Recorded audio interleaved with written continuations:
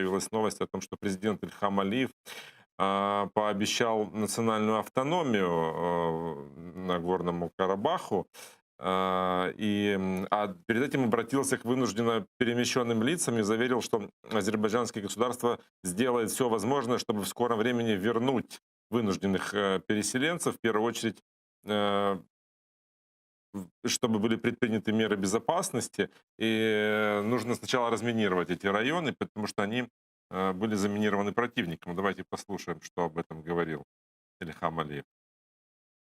Дорогі колишні переміщені особи, ви більше не є переміщеними особами. Я звертаюся до вас в присутності цих наших героїчних солдатів і офіцерів. Ви не переміщені, ви повертаєтеся. Ми повернемо вас. Дивіться, тисячі наших солдатів і офіцерів, які сидять тут, називають вас своїми предками. Вони повертаються у ваші землі. Сьогодні я доручаю всім нашим профільним відомствам якнайскоріше надати фінансову підтримку родичам загиблих під час Другої Карабахської війни, так званої вітчизняної війни.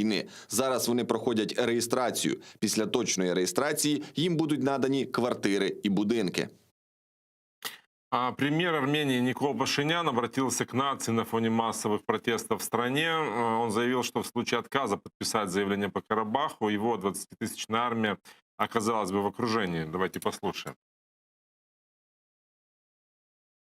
Коли створюється ситуація, коли військовослужбовець більше не може впливати на ситуацію, то він не повинен гинути в ім'я батьківщини, а батьківщина повинна йти на жертви в ім'я солдата. З цим розумінням я підписав цей сумнозвісний документ, розуміючи, що ризик особисто моєї загибелі високий, не тільки в політичному, але й в фізичному сенсі. Але життя 25 тисяч солдатів було важливіше. У разі втрати Степанакерта впали б Аскеран і Мартакерт. У цьому випадку в оточенні опинилися б 7 оборонних районів. В блокаді понад 20 тисяч солдатів і офіцерів, яким загрожували б смерть або полон.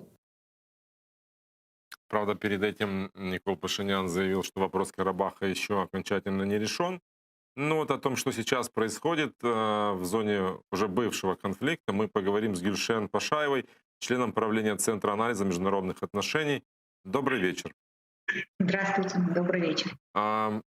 Есть ли у вас информация о том, как развиваются события сейчас в Нагорном Карабахе?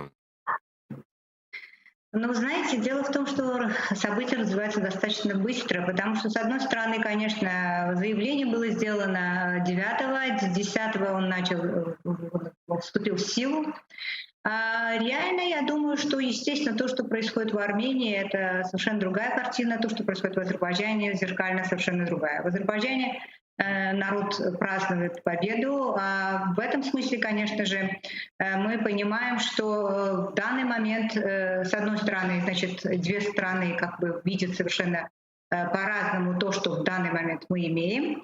Ну и с другой стороны, естественно же, есть множество вопросов по поводу того, как дальше будет развиваться процесс.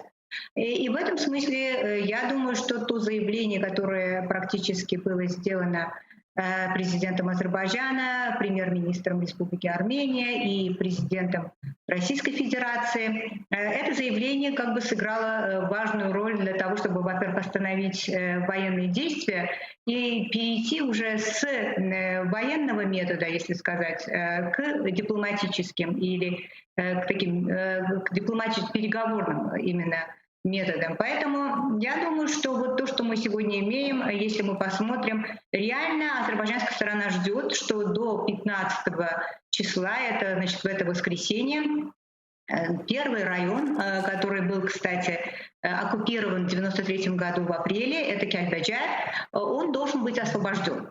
То есть это по графику, по которому, конечно, там уточнено в этом заявлении.